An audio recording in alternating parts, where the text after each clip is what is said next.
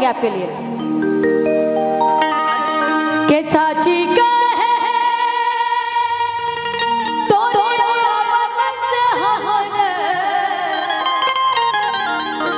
अगर घर में कोई भौजाई आ जाए सुंदर सी नाजुक सी परी जैसी, तो भाई जो घर में देवर रहता है दिल तो गदगद हो जाता है। और सबसे पहले अपना भौजाई के पटाइए, भौजी हमके तोरे जैसन चाहिए।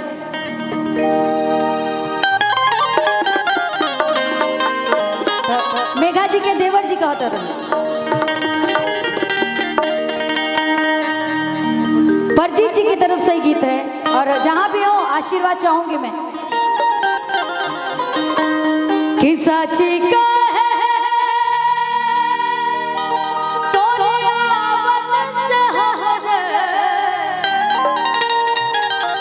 अरे अंगना में आई बहार भौजी कि अंगना में आई बहार भौजी कि लक्ष्मी सूरत ममता की मूरत, लक्ष्मी की सूरत ममता की मूरत लाखों में देवरन के काम पर भौजाइन के पटावल,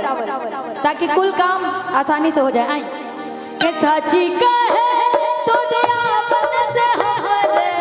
साची का है तो दया बन से हमारे,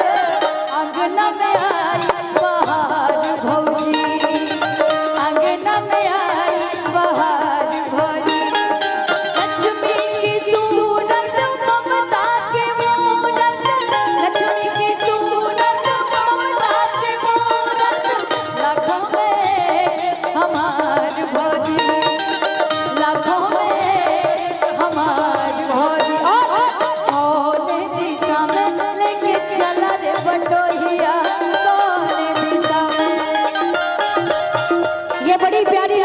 और ये ट्रेडिशनल लाइन है। ये परमीत जी, ये मेघा जी आपसे कह रही हैं, कौन दिशा में लेके चला रे बटोहिया, कौन दिशा में लेके चला रे बटोहिया, ये सुहानी सी जगह जरा देखन दे, देखन दे, कौन दिशा में लेके चला रे बटोहिया,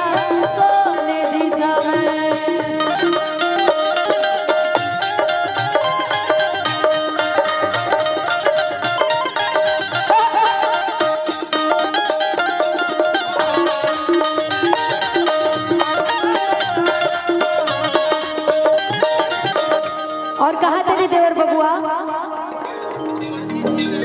तुलसी की सेवा चंद्रमा की पूजा,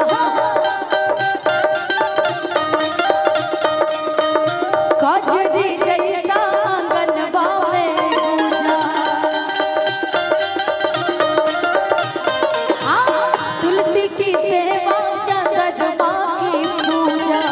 कजरी जैसा आंगनवा में पूजा, अब हमने जाना भगवान शिवा भी, अब हमने जाना भगवान शिवा भी, होते हैं कितने त्योहार भौजी, होते हैं कितने त्योहार भौजी, होते हैं कितने त्योहार भौजी।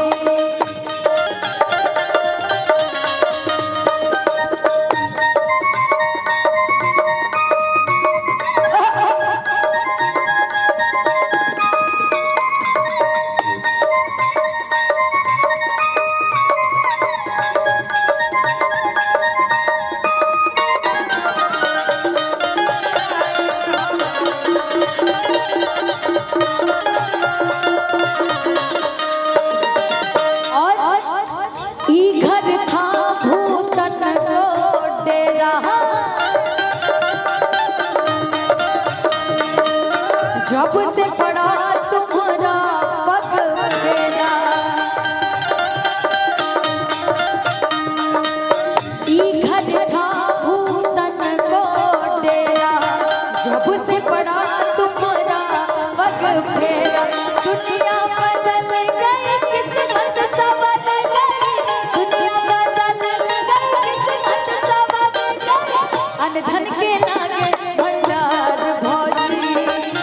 अनधन के लागे भंडार भौजी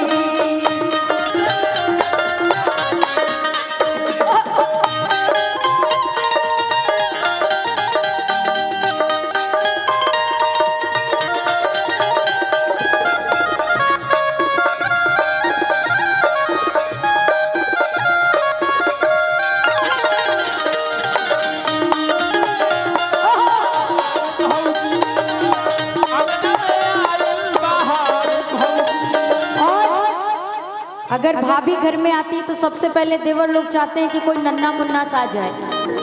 सही बात है ना? कहते हैं क्या बचपन से हम काका कही कही के हारे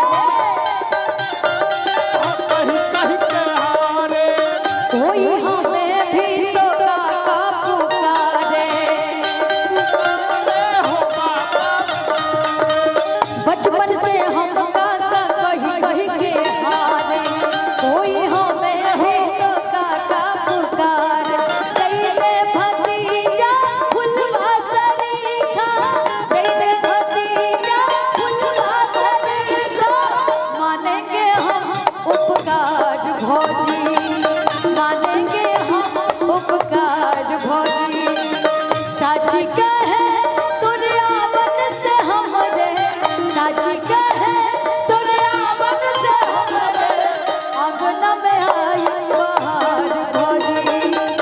अंगना में आई बहार भौजी अंगना में आई बहार भौजी अंगना में आई बहार भौजी अंगना में आई बहार भौजी। यहाँ तो बोलने की आजादी है